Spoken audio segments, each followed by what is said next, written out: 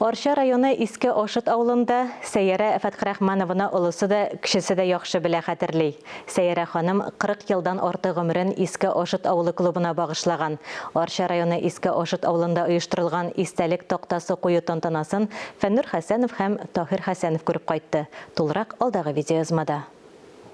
Мәдәният йортына Сәйәрә Фәтхрахманованың исемен бирү зур вакыйга. Сәйәрә Фәтхрахманова 1948 елда Иске Ошыт авылы клубында эшли башлый һәм 40 ел гомерен мәдәният хезмәтенә багышлый. Авыл кешеләренең рухи дөньясын байыту, аларны эшкә илһамландыруда, халык талантларын эзләп, аларны клубка күбрәк тарту аның төп бурычы.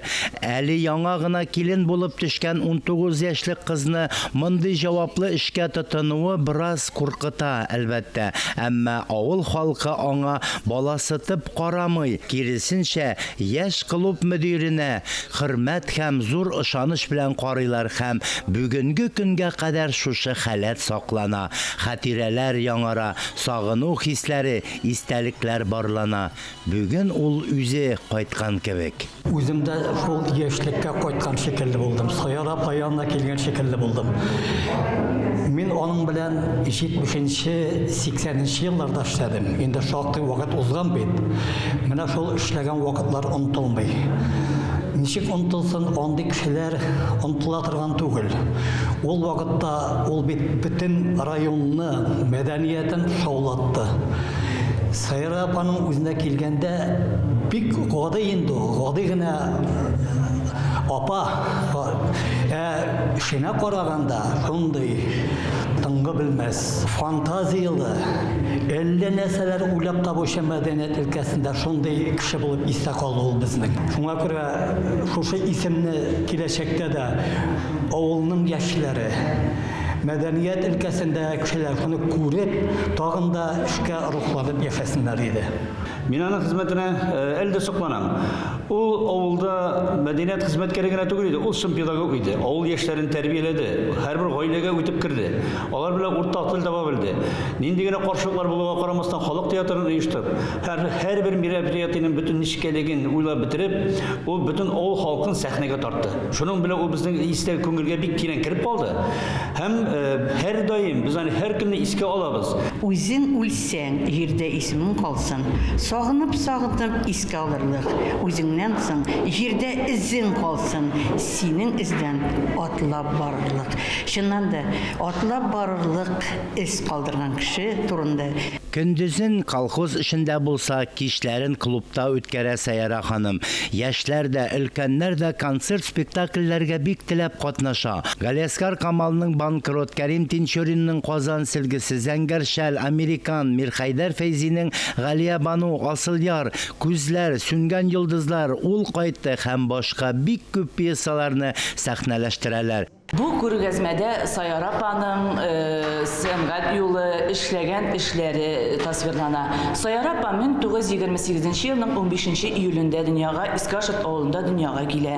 Ул 19 яшендә мәдәният өлкәсендә хезмәт күрсәтә башлый. Менә бу күргәзмәдә Сәйәрә апаның каз өмәсендә кигән күлмәге дә куелган. Тояк Сәйәрә апа безнең Мари халык биюен бик яратып бии һәм ул үзе яраткач, ул бу биюне коллектив белән дә биергә булалар. Һәм менә бу фотосурәтләрдә Мари халык биюенең качкалары бик күп матур итеп тасвирланган.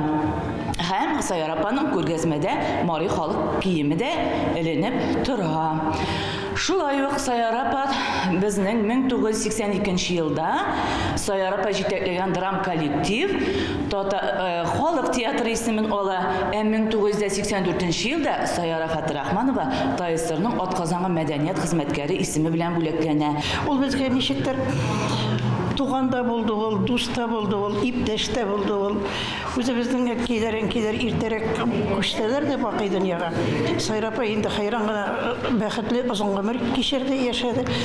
Ул менә безгә хәзер дә арада шикелле нишләптер кайтып кергәч тә ишекне капкан ачканда да аның аяк киеме шунда торадыр кебек, каяндыр килеп чыгар кебек ул. Бик якын булды. Безнең өчен бу горурлык, бу клубка аның исеме бирелү. Ул бала чактан безгә татар теленә, милләтебезгә, татар мәдәниятенә мәхәббәт тәрбияләде.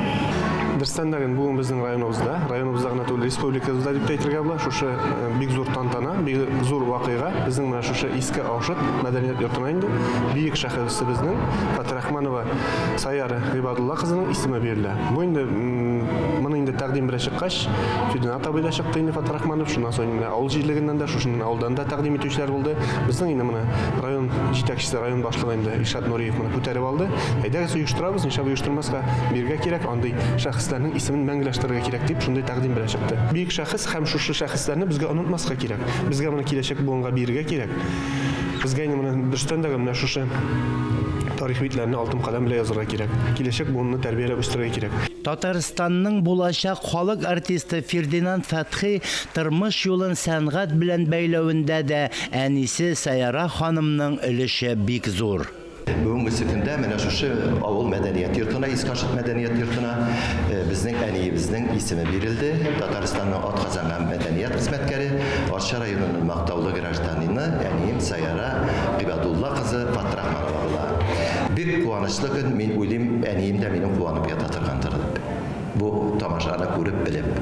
Бик зур рәхмәт, Алланың рәхмәте яусын бөтен шушы өлкәдә булышкан кешеләргә. Тантаналы бәйрәм кичәсе Арча муниципаль районы җитәкчелеге, авыл җирлеге ярдәме белән оештырылды һәм Татарстан мәдәният министрлыгы, Татар конгрессы, Казан шәһәр филармониясыннан бик күп кунаклар катнашты. Тамаша концерт программасы белән дәвам итте. Фәннур Хәсәнов, Таһир Хәсәнов, Татарстан яңалыклары.